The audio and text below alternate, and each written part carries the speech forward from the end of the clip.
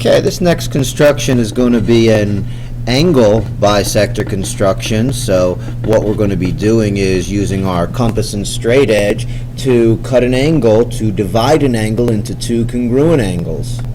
So what you're going to want to do is you're going to want to use your straight edge to create an angle of arbitrary size. It doesn't really matter how big your angle is. I'm just going to start with an angle. You want to do this nice and neat.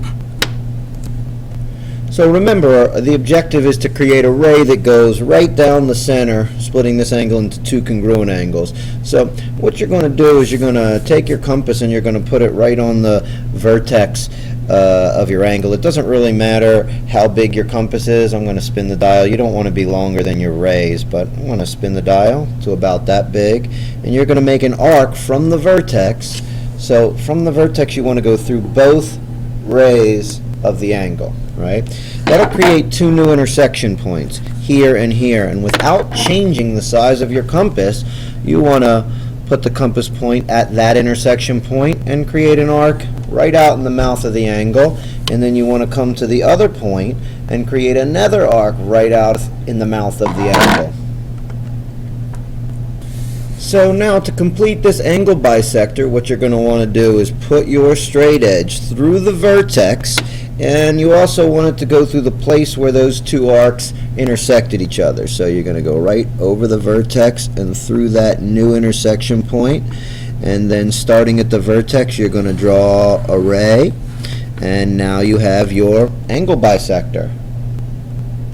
So now that we have our angle bisector, let's put a couple of labeled points on here so we could make some statements about our angles. So if we put a point here, we'll call that A, we'll call this B, we'll call this C, and we'll call this D.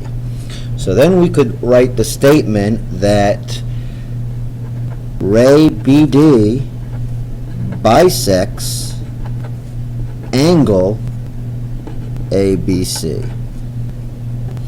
Now we could go ahead and mark the two angles that are congruent. We have a single arc and a single arc, or we could do a single arc with a tick and a tick, or a double tick and a double tick.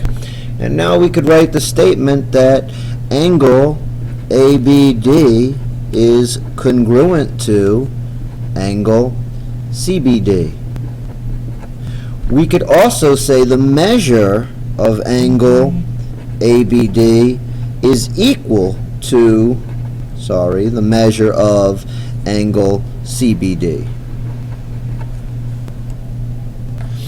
So if we put some numbers in here, let's say this larger angle was 40 degrees. Since we bisected this angle, we know that these two smaller guys have to be 20 degrees and 20 degrees. So those are just made up numbers, but we could write some general statements. For example, we could say that if you doubled the measure of angle ABD, for example, that would be equivalent to the measure of the whole thing, which is the measure of angle ABC. Or you could write something like, if you were to half the measure of the whole thing, again, the measure of angle ABC, then that would be equivalent to one of the smaller pieces, the measure of angle DBC, for example, or CBD, depending on what you want to call it. Sorry, here was that last statement. If you half the measure of angle ABC, the whole thing, that would leave you with the measure of angle CBD, one of the smaller pieces.